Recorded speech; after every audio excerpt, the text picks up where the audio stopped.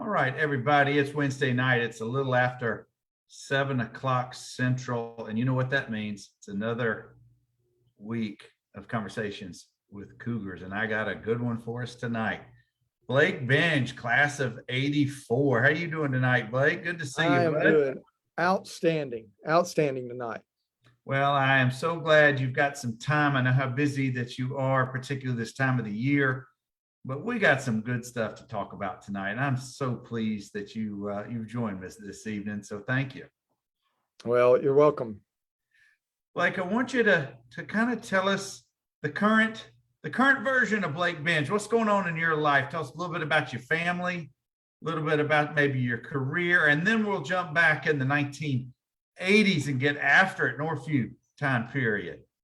Well, after kind of bouncing around between Atlanta and Birmingham for probably a total of 20 something years back and forth there, we have for the last almost 5.5 years been in Pensacola, Florida. And I am the executive pastor at First Baptist Church here in Pensacola, kind of on our main street, and love what I get to do. I have a wife, Beverly. We've been married 27 years. In April, we were married 27 years.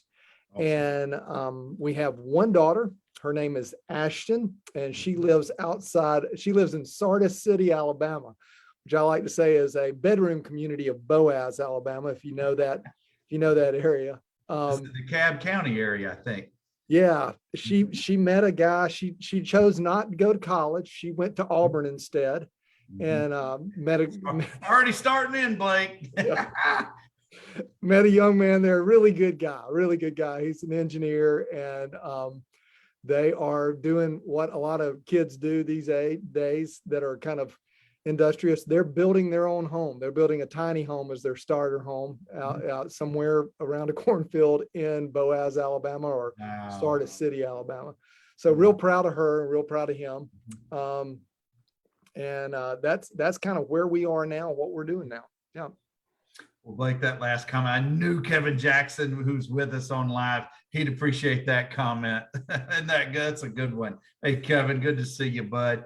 And I want to find out about the upcoming golf tournament that you're putting on that's doing some good. So let's come back to that in a few minutes. Kevin, thank you for always being here. Blake, let's talk a little bit about Pensacola. Let's talk a little bit about why you enjoy, or how you ended up there. I assume it was through the church, but tell us a little bit more about Pensacola and what it has to offer. We won't get off too much off topic, but I know you're the home of the Blue Angels, among other great things. Yeah, I spent a little time watching the Blue Angels this weekend, and I love that. Right. I still have not gotten to the place where I am able to see those guys and, my chest not fill up with, pride, and, your spine gets a little bit straighter when you see them. And a friend of mine's father-in-law, who's a Air Force general, not a Navy admiral, but Air Force gentleman, has taught his kids that whenever they hear those planes go over, and we do get to see them a little bit more than most people, that is the sound of freedom. And so outside of the Blue Angels, Pensacola is a lot like Dothan with a beach. It really is. It's got a lot of the feeling. It reminded me, after living in Atlanta for 10 years and living in Birmingham for 16 years, but not contiguous. Atlanta was in the middle of those. It's nice to be back in a smaller city. Takes me about 5 minutes to get to work. We have an incredible venue for our minor league baseball team that's out of Minnesota Twins. You may have been there. It's right there on the bay. So you look out in the center field and you look across the bay, and it's gorgeous here. I'm not a fan of cold weather. I am a fan of hot weather. And it's every bit as hot down here as it was growing up in those 2 days in Dothan, except we have a Gulf breeze. And so what we don't have down here that I remember so very well from 2 days and other times in Dothan is we don't have the gnats down here. I guess the wind is at such a velocity that they just can't hang around, which is great. But yeah, Pensacola is really good stuff. I mean, there's a good art scene, there's a good music scene, and it's good schools, good people. Yeah, we really like it. That's so good to hear. But you're so right. Dothan being what 90 miles, give or take, off of Panama City and the beaches, we sure don't get that Gulf breeze like you do down on the coast. Well, Blake, did you ever, growing up in Dothan, as you got older, did you ever envision that the NFL might be part of your career path? Gosh, Did you have visions of that as a middle schooler or maybe in junior high or earlier? I still have visions of it. This 57-year-old walking on, and doing something, right? Maybe a special drug or something that could grow hair and make me a very capable athlete if we could do that. Oh man, yeah. I mean, we grew up in South Alabama, and the dream was you go to the university and then you go play in the NFL. And you thought, well, that's what you did. It didn't matter if you were 157 pounds and 5'10", when you were stretched out really, really tall. So what teams or what players caught your attention back in the day on the pro level? Well, I had a book. It's funny that you would ask this. I had a book that was I guess in 7th grade, and it was great linebackers of the NFL. Mm-hmm. And it was 4 guys, and I don't remember all of them, but I certainly remember Nick Bonacani and Dick Butkus. And just reading about their lives, reading about how they played, their philosophy of the game. And so that impacted me, but no one impacted me as much far as players that I didn't actually play with or coaches that I didn't actually know as much as probably Stedman Shealy did. And just his journey back from knee surgery to not only, play, just be able to play after an injury like that, but to win 2 national championships and lead the team in rushing his senior year. So that would be one I will always look up to. Well, I haven't yet asked Stedman to come on this show, one, because it's about Northview, but I have had a few Tigers who we've played against from time to time. But for those of you who don't know, Stedman quarterbacked at Dothan High in the mid-'70s. Dothan went to the state title. Then it was 4A school. They played Mountain Brook one year. They played Homewood one year, lost both of those. But he ended up playing against future teammates when he ended up at Alabama. And like, that's what you're talking about when he helped quarterback Alabama in the late 70s to those couple of national titles. But you're so right. But I've always compared Stedman's journey a little bit and his injuries and coming back to what happened to your quarterback during your time, David Alford. And we've had David on the show. We've had many players who played in that 81 season. And David was quite vivid in telling us what happened in his recollections of it. But those were 2 of my football heroes because they were a little older than me. And certainly David being, one of the quarterbacks ahead of me. But I always looked and saw Stedman and David as kind of 2 parallel journeys. I realized that David went on a different career path. He did, but Coach Parrish would say that those 2 guys were the best that he ever saw run the option. And I think he may have said that David was the best. Yeah. He saw run the option. You're right. And he specifically excluded me from that list. That's why we switched away from the option, because I was so good at it. We ended up throwing the ball a whole bunch, but it's not about me. Like, I want to go back to Girard middle school or junior high. I forget what it was during your time when you came through. It was middle school. We had just changed to middle school when I went there. That's right. Because you're only a couple years older than me. Is that when you got your first taste, your first love of the game of football? Yeah. You grow up, my dad was an Indiana boy who married a Houston County girl, a Dothan girl.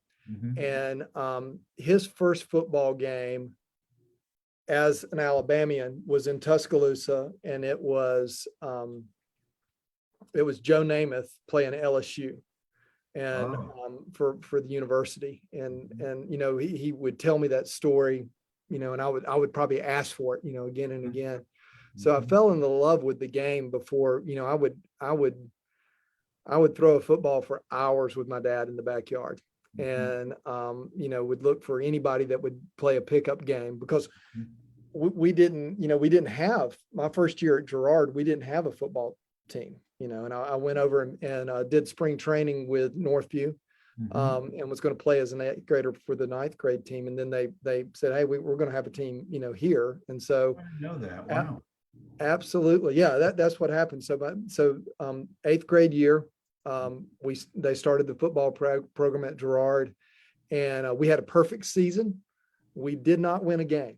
I mean, not a one. Wow. And it was so miserable, but I love the game so much. And to this day, I can't appropriately articulate the euphoria of the first game as a 9th grader at Northview and winning that first game. And I think we won every game that year as a 9th grade team, except for one. We lost to, I think it was Dauphin Way. Was that a school over in Enterprise? Dauphin was in in Enterprise. Yeah. And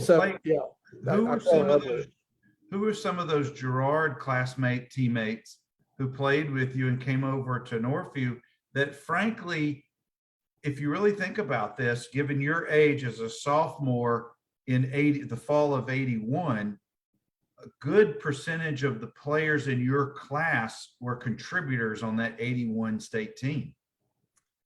Yeah, I want to think that I can't recall the guys, some of the guys that, because so many of the guys that really contributed on that 81 team, they were coming out of Beverly Middle School, like, Jonathan Parker, and you had Marcus Paul coming out of Honeysuckle. For us, we had a guy named Lenoris Reynolds. And I remember he was so fast and could catch the ball well. I'm blanking on that one. That's right. So somebody in the notes will probably catch us up. But I bet going from a defeated season as an 8th grader and then winning that first game, it must have felt like the Super Bowl for you guys. It really did. I mean, it just, it was kind of like, oh, okay, this is what it feels like to win. And was Coach Tribb and maybe Coach Kirkland, were they your coaches? Absolutely. Yeah. Absolutely. Yeah, they sure were. Yeah, Tribb continued on after Coach Kirkland stopped his football duties, and then Coach Cleveland came in when I came in at fall of 82. They were our coaches. And I'm sure, just like my class, you probably had a very large 9th grade team. We had over 50, 60 guys, or maybe even more. There's a composite photo that I've put in the group. There's got to be maybe 70 guys just from our class that year. And I bet your class was close too. Yeah, it was a big group. I mean, it was a competitive team, and there's no doubt that we would win that many games because the talent that was on that team was incredible. The talent that was in that class alone was pretty remarkable. Talk a little bit away from football. Well, one of the things that is a common thread that I hear, whether you were a cheerleader or a football player or band, when you came out of middle school or junior high and came to Northview, or really any high school of size, it can be intimidating. But one of the things that eases that intimidation is already having a built-in group that you belong to. So being a football player, a cheerleader, whatever it is, at least you got that group to identify with and to cling to. Yep. But from a social standpoint, it still can be pretty daunting. Do you have any recollections of some of that transition? Did you have a lot of friends that maybe from your Girard or maybe from church who you knew who came into Northview and you were able to see some friendly faces during the day? Yeah. I mean, even to this day, my best friend is a guy named Mike Allen. And Mike is, to this day, a cherished friend. Now he played one season of football at Girard, and it was not his thing. He wasn't going to play football. We still laugh about some of the injuries that he suffered while he was playing. But you come into a school. It was a big school, and but it was a special school. And sure, you're intimidated, you're nervous, and Yeah, for me, there was a good group of church friends. There was a good group of, guys that I played football with, and there was just a good group of people that, you ended up in class with. Yeah. And, I know, having worked with students for about 15 years earlier in my career, there's some real loneliness that happens in hallways that are crowded. Yeah. And I'm very thankful that did not happen. Well, and I'm going to get to that experience in just a second, but I want to welcome Jason Mullins, who's usually with us on Wednesday night. Jason, good to see you. And Slim McDuffie. Hey, Slim, good to see you. It's good. Slim used to give me rides to practice. Thank you, Slim. Appreciate that. Slim still gets up at 4:00 in the morning to hit the road and is usually in Birmingham or different parts of the state. Man, he is a machine. But thank you, Slim, for stopping by tonight for a few minutes. Blake, let's talk a little bit about that social, with me and you, just a couple of years apart, the early 80s coming through Northview and just trying to find our place in society, so to speak, not just sports, but academically, socially, whatever the clubs were going to be, our groups of friends. And I've talked about this with younger Cougars who've been on the show, and the comparison, we didn't have a lot of those things that they have now to deal with. We don't have social media. We didn't have cell phones. We didn't have in your face instant gratification or instant emotional change based on what we see on Instagram, because nobody puts crappy photos or the bad things they're going through.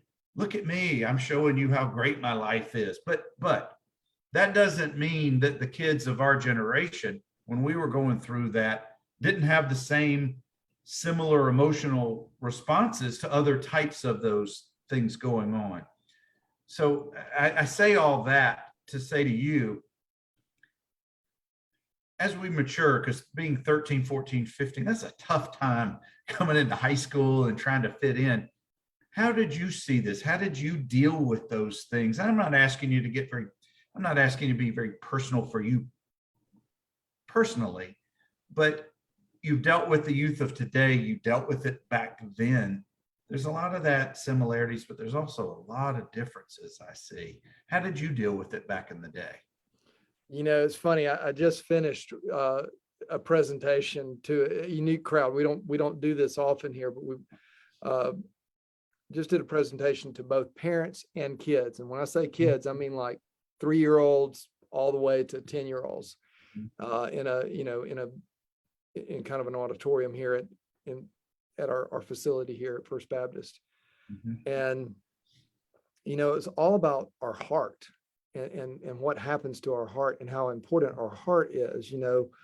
The Hebrew scriptures, the Proverbs, the Hebrew poetry, it tells us to watch over our hearts with all diligence, because out of our hearts flow the wellspring of life. Is essentially who we are. It's that piece of us that's meant to connect deeply with God, deeply with other people, and it's the only part of us that lasts forever. I mean, we know this. We look back now. The picture you posted of me, I had great hair, in that picture. And you did have great hair back in the day. Oh, it was wonderful. I still to this day will do like this sometime, and I'm like, what's going on, But trying to get it out of my face. But that's right. Anyway, all that said is, looking back for me, negotiating high school, it is tough. It is like they say the wonder years in so many ways, middle school and high school. But for me, I was able to watch over my heart because of probably 3 things. A church that I could connect into, that supported a faith that was very dear to me, still is very dear to me, obviously. Friends like, some of like Mike that I just mentioned. And then just the discipline of playing football at Northview. I mean, I look at what other kids get in their football programs in other cities that I've been in, and it's like you kind of hurt for them. because when I was going through Northview, I kind of thought that's just the way it was for everybody, that everybody had a Coach Parrish and a Coach Johnson and a Coach Griffin. It really wasn't, was it? It really was a special time, place, and people. It really was. And so, how did I negotiate those years? Man, a lot of prayer, time at church, time with friends. And, when things maybe were not, I lived in a blended family. And my dad and my mom passed away when I was 12. My dad got remarried when he was 14. Blended families are not easy. Yeah. But they stayed together until 2020. 2020, and my dad passed away, and I still talk to my stepmom. Sorry to hear that. Yeah. He loved watching you play. He loved watching all of us play. But I say all that is, you're in a blended family. It's not always easy. There are other things that are going on in your life, and there is a freedom to walking out of that locker room with your pads on, throwing that helmet on, and you may be physically beat up at the end of the day, and you may get your butt kicked, but that's all you got to do for the next 2.5 hours. And honestly, Bernard, that, a lot of prayer, sometimes a lot of prayer during those practices, but God help me through this, but also there's a disconnect that happens that's healthy. Yeah. With athletics. When you're that age, you don't have the adult responsibilities that you do later in life. You thinking about your mortgage when you're trying to block Brad Kennington? No. Yeah. You worried about if you got gas. Well, you may be worried about if you got gas in the car. But Blake, we got a bunch of Cougars rolling in. We got Debbie Miller, David Fields. Oh, Dave, yeah. Will Garner, David Mitchell. Well, they're rolling in here for you, Blake. Thank you all for showing up. But you're so right. When you walked across that road to get to the practice field, you really only had one main responsibility for the next, well, back then 2, maybe 3 hours, depending on the day. When the sun set, yeah.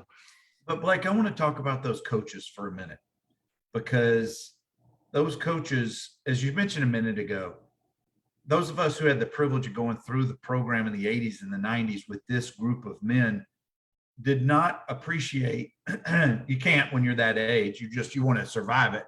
Yep. But now as I look back, I realize what extraordinary men they were and still are, and what leaders and molders, if that's the right word, of young men, of really children, making them into men by the time they leave high school. And I'm so very appreciative, even from all the yellings that I would have gotten, and we all get from time to time. But I want to hear your perspective, because I know that Coach Griffin is very special to you, as are the others. But I want to hear your perspective from that. God, I could talk so long about this, but the thing is, I'm not who I am today if I didn't have those 4 years with those guys.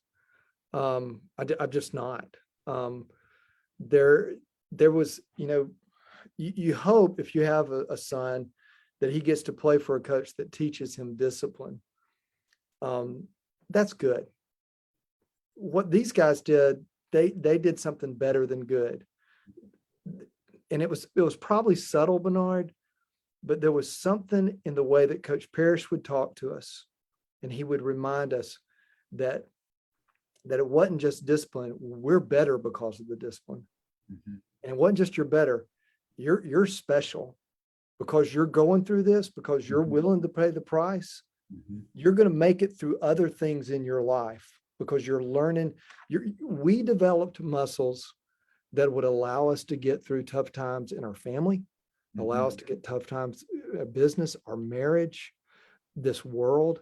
Heck, allow us to get through COVID. There were discipline muscles that they gave us. And, a lot of times it was fear and trembling. Sometimes it was, frustration, but they gave us that. And man, I wouldn't, there have been times where I have, been in Dothan. I don't get to Dothan very often. That I would, I'll pull down by that old track and step on that field for just a few moments. And it, you feel it right here, even when you talk about it. Because we were allowed to be a part of something that was rare air, and we did not know it. Like that area, that field is so special to so many others as well, that I know of at least 2 former Cougars who proposed to their current wives on that field. How about that? Yeah, that might be taking it too far, but It's that much it means. Right. But I want to welcome, we got Kevin Christ is in the house. Love that guy. And we got Autumn Baggett, Toussaint, Autumn in the house. Thank you, guys. Love those guys. We got Blake Benge tonight sharing a little bit, but Blake, I'll tell you about Coach. Let me say this about Coach Griffin. This might be a little too vulnerable, but I'll share it anyway because I think all of us that are listening to this, we're adults now, right? We're pushing 50 or better, right? And I think, those kids that we're influencing, whether they're our own children or some of us have got grandchildren now, or some of us are, where we're mentors to younger folks. When I was working in Atlanta, there would be opportunities that I would have to do work in Destin. And so that put me going right by the high school. And there was this day when I was coming through by myself. I remember the car I was driving and everything. And I pulled in, went to the office, and I said, "Hey, is Coach Griffin here?" And they said, "Yeah, he's down the hall." And I walked down to his office, and I walked into his office, and I said, "Hey, Coach," and he recognized me. I said, "I've lost my hair," And he says, I know, and or something, and or didn't say anything. He just stood up, and we met halfway in front of his death, halfway in back of his death, and just embraced one another and just hugged. And then he walked me around the school and just told me, what was happening with him. I remember his daughters being born. And then, we had a good time. And then I got back in the car and I was driving away. I called Beverly. I was telling her, I just got to see Coach Griffin. And I almost had to pull off the side of the road because the tears of gratitude just dropped out when I told her. And I was like I was a baby for a minute. And that's how special those guys were, and particularly him to me, because he gave me an opportunity to lead through FCA, and really kind of probably is, my church members can blame him for having me as a pastor, to this day in part. Yeah. Well, like I was going to ask you, how often, and I think you just answered it, how often have you relied on those life lessons or those influences from your coaches in your weekly message or in your leadership of the youth over the years? And I suspect it's probably fairly often that you draw from those times. It's kind of like, I don't know computers as well as I could, but it's kind of like a program that runs in the background. It's always running. It's that base program that's always running in the background. It's the keep on and keep doing it and keep doing it well. And, sometimes, there's all these lies that we'll tell ourselves from time to time, like, some of us are probably telling that lie right now. I'm too old for this, or, something like that. And I can remember when we were playing in 81, we had 4, back then it was just 4 playoff games. We were 4A. You guys would be 6A if I remember right. That's right. But Coach Griffin, and I don't know if he did this when you were there, he would make a sheet of paper that just kind of had inspirational sayings on it.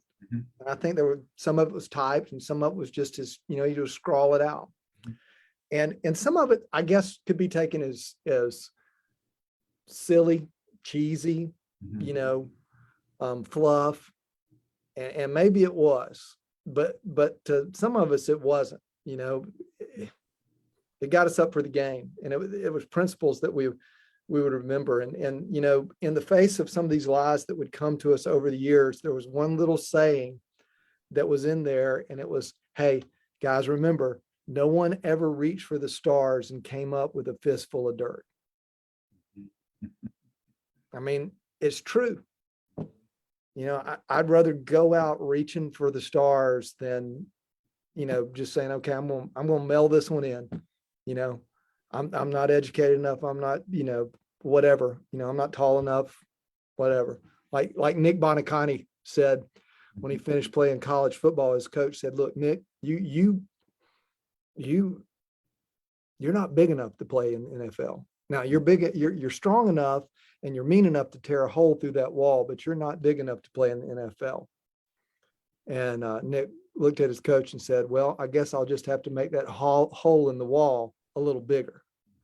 And he did. And, he won the Super Bowl with Miami Dolphins. And so that stuff, man, it plays in the background, and probably more than I realized, Bernard. Well, there's no finer compliment than what you've just said. But speaking on behalf of the coaches, I suspect they would say that having the high caliber person like yourself and many other teammates made their jobs a little bit easier too, because we were all there voluntarily, well, most of us, and we wanted to learn. We wanted to get better. We wanted to win. But Blake, before we head to our next topic, we got a bunch of folks in here who want to share some love for you. We got Brian Marsh. We got Shirley C. Hey, Shirley, thank you as always. We got Jane Cole Ziegenfelder. Thank you guys, we got a bunch of folks in here for Blake Benge tonight. Blake, I want to talk about school spirit in the 80s at Northview. Again, not common. I don't see how, my experience, it was this way at every high school. Couldn't have been. No way. I thought it was. I really did. I thought it was. And I found out, working in student ministry for years, it's not. I've been in a lot of high schools. Yeah. And one thing that will come up about every decade or so is I'll be doing something in front of a crowd, and I'll want them to come somewhere with me, and I will tell them, hey, don't stay at home and hear about it. Come out and see about it, and don't meet me there. Beat me there. And Principal Smith, Dr. Smith, he was a part of that. And I don't know what it was, Bernard. Sometimes I wonder, I look back on those teachers like Miss C, and I know she worked in the office, and it was like, I think part of it was they liked each other. They were glad to be there too. They weren't kind of marking time. Like it was brand new school. It opened in 78. You got there in 80, I think, the fall of 80. So it's 3 years old. The fourth year, we win the state title. 4 years later, we win another one. But those teachers, administrators, the people who ran the school, they were creating something that was brand new, and they took ownership of it. And I think that then fed to the students. And it certainly didn't hurt that the main sport, football, was successful from the first year on. So I think you had a combination of all these things coming together early for the school that just created such a great atmosphere. I'll tell you something else that was good. And this may be odd coming from a football player, but man, we had a heck of a band program. We had a heck of a band. I mean, those guys, they worked awful hard, and they worked in the same heat, in the same dirt that we did, getting ready for the year. And so shout out to everyone that ever picked up. Absolutely. I hope to get Mr. Christian on here at some point, but I want you to take us into Rip Hughes Stadium on a Friday night in the locker room before we come. We've already gone out to pregame. We're now back in the locker room. Coach Parrish is about to address us. And what are you hearing above you and all around in that locker room? You take me back there, and you're hearing the noise, you're hearing the band up above you. Mhm. And like I said, shout out to them, because incredible.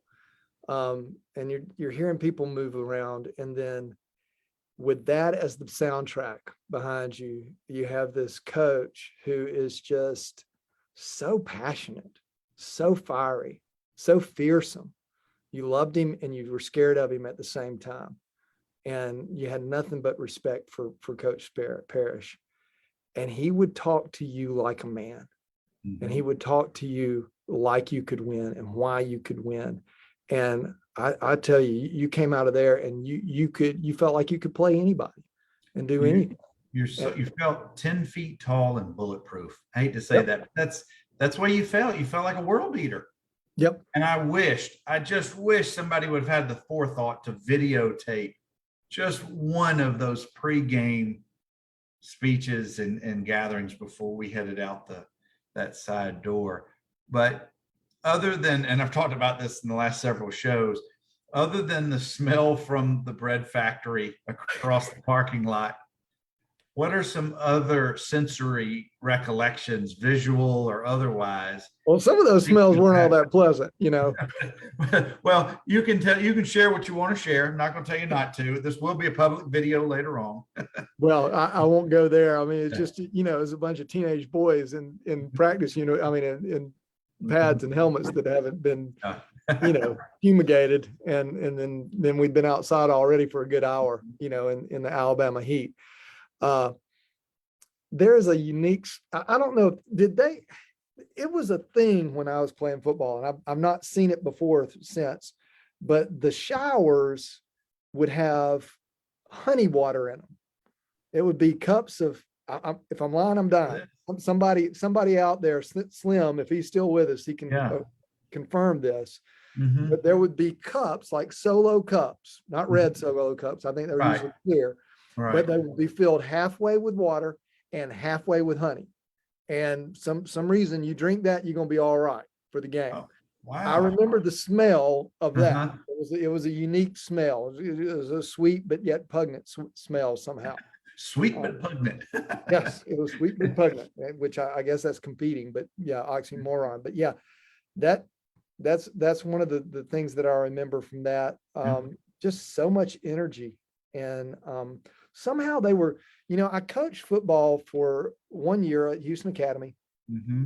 And then I worked with a football team taping ankles for a scholarship at Mississippi College for 2 years.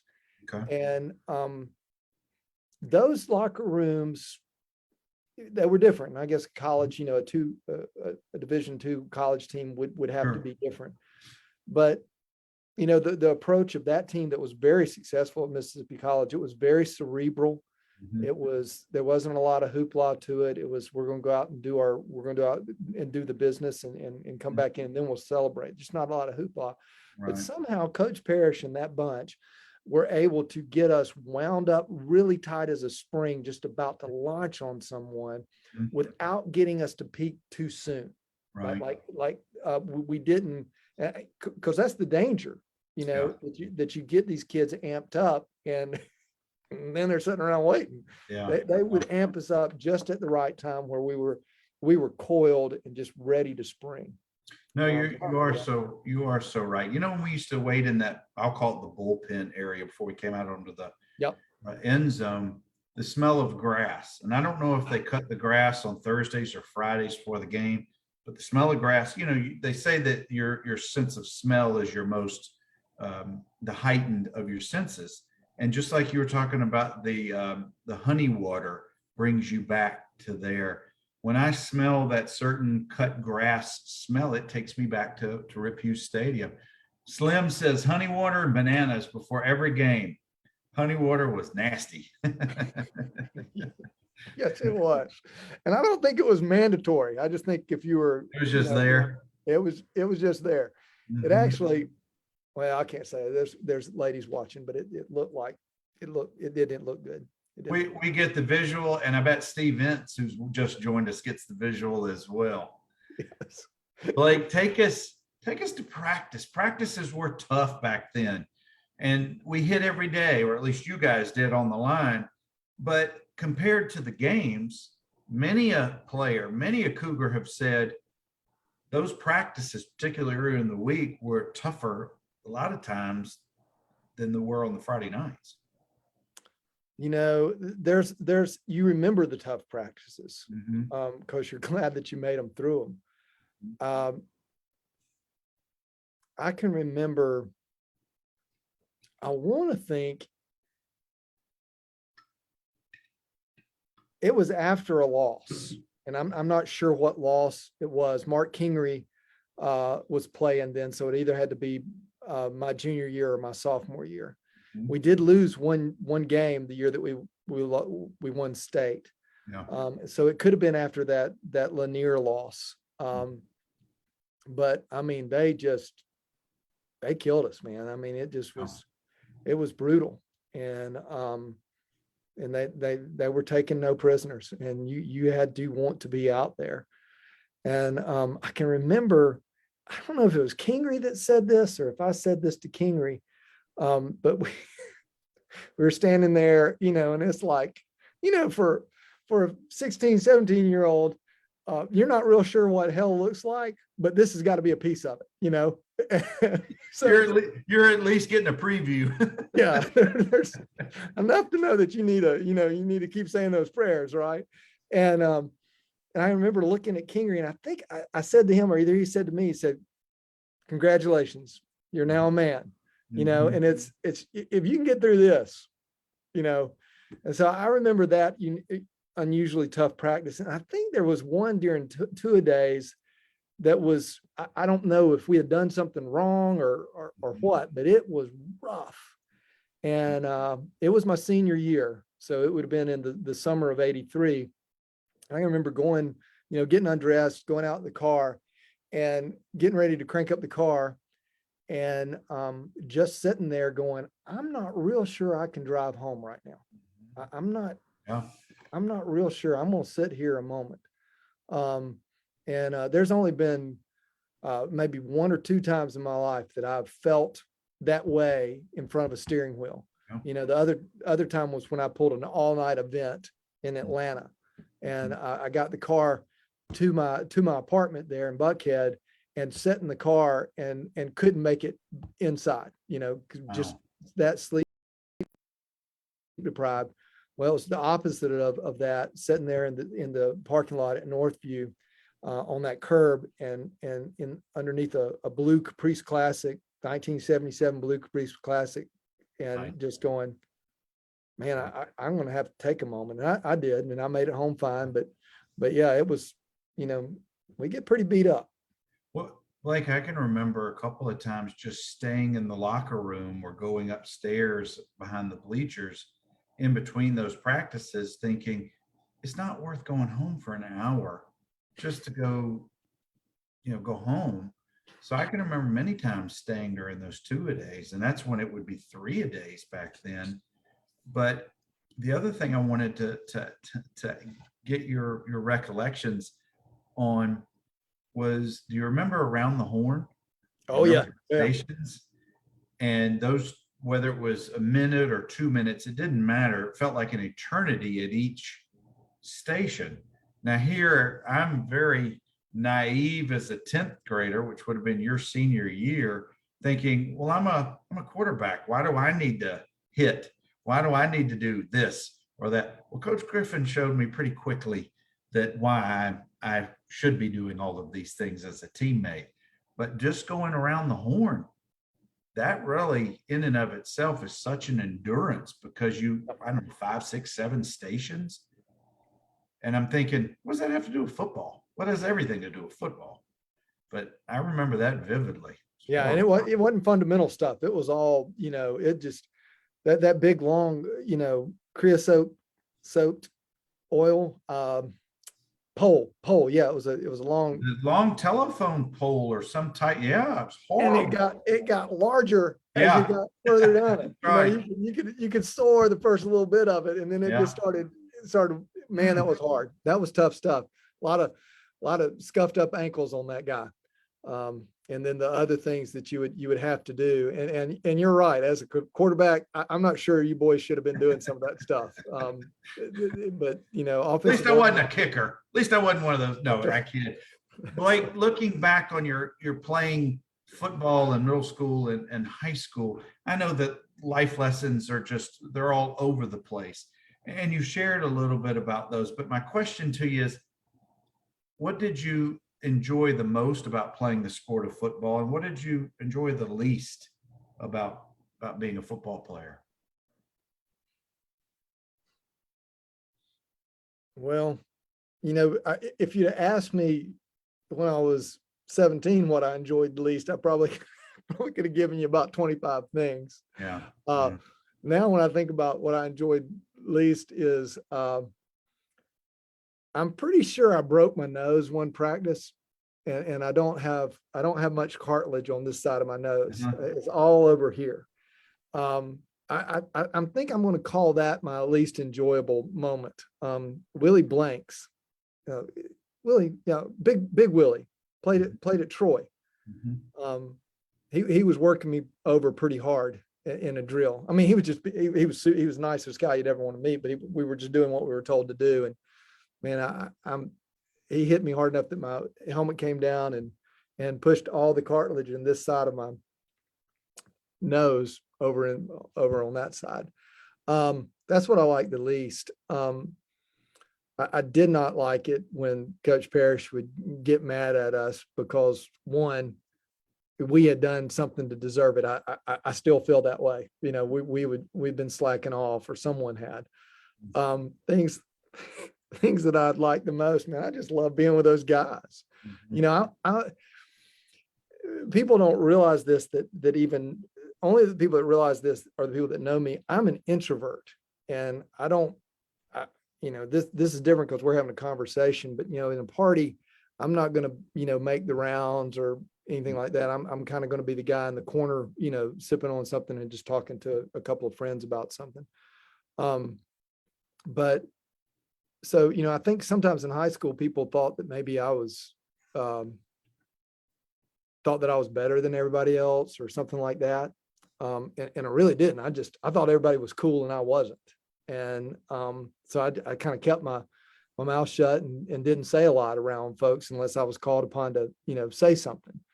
And I missed the guys. I think I would have talked more. I think I would have palled around a little bit more. I think I would have been a little less serious because I miss being with the fellas and being on a team and, wearing that jersey on Fridays. I love your response because it shows to me how important it was to you then. Oh gosh, yeah. And now, because it's not about what the scoreboard says or how many plays you played ultimately. It's those relationships, it's those friendships, it's those bonds. And Blake, just as a side note, this weekend I was with 4 of my buddies from childhood, all came through Northview, most played football with us. And the stories and the recollections and the memories, my side still hurt 4 days later because we laughed the whole weekend because we talked about 90% of our conversation. Well, 10% was about aches and pains and ailments of being in the 50s, but the rest of it was all those times growing up in Dothan. And that, to a man who's been on this show, that's what's most important. It's not how many rings you got. It really isn't. It's about the bonds, the relationships. And I'm going to get you out of here in just a minute, Blake, and I want to be respectful of your time. But I know you still have that athletic fire in you. And I know that you still compete. So I want you to share a little bit about the current version of you, how you compete and what you do for athletics these days. Well, I mostly compete against myself and my waistline so that I don't have to buy new pants, that kind of thing. That's really, where the competition comes in. What I do now to stay in shape is really quite silly. I'm one of these guys that frustrate drivers. I love to ride a bike, and I will go and ride for miles and miles and miles and miles. And I am fascinated with the sport of cycling, professional cycling. It is a team sport. A lot of people don't realize that. There are guys that ride professionally that are a lot like offensive linemen. And what I mean by that is they're not big. They're just blood, muscle, and bone, but they do the hard work of getting the equivalent of the running back in that yellow jersey, and they work to keep them up there. And so that, there's not a lot to talk about there, but yeah, I'm one of those guys that put on the goofy pants and the goofy helmet and ride the goofy bike. And I love doing it down here. I miss the hills of Birmingham. The great climb. No one ever before that. I live in the hills of Birmingham and I walk and run it every day, and I want Pensacola flat. Yeah, I know, but man, when you're in shape and you can go up, some of those hills in Birmingham that you're familiar with. There's a release to that, and there's there's accomplishment to that. Now, when you're, when you're into about, 3 or 4 bags of M&Ms a night, you don't like those hills all that much then. Oh man, but, you're so right.